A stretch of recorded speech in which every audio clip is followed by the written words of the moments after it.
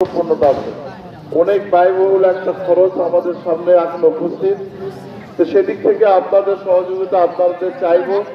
আমরা আমাদের দিক থেকে, সরকারের দিক থেকে, বিশেষ করে আপনাদের সহযোগিতা সবচেয়ে বড়। সরকার কি করবে না করবে সেটা আমাদের বিষয় নয়, আমরা আমাদের মাটির উন্নয়ন করবো, এটা আমাদের বড় উদ্দেশ্য। এই উদ্দেশ্য নিয়ে আমরা আগাচ্ছি। আপনারা আমাদের সঙ্গে থাকবেন, আপনারা আমাদের সহযোগিতা করবেন, আমরা আমাদের প্রচেষ্টা নিয়ে মাঠকে এগিয়ে নিয়ে যাব।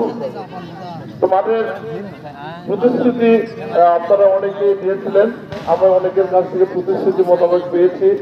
হয়তো সময়ের বিবর্তনে, কাজের চাপে, সাংসারিক ঝামেলায়, ক্ষেত ফসলের অবস্থার কারণে হয়তো আপনারা সময় মতো আপনাদের প্রতিশ্রুতিলব্ধ অর্থ আমাদের কাছে পৌঁছে দিতে পারেননি।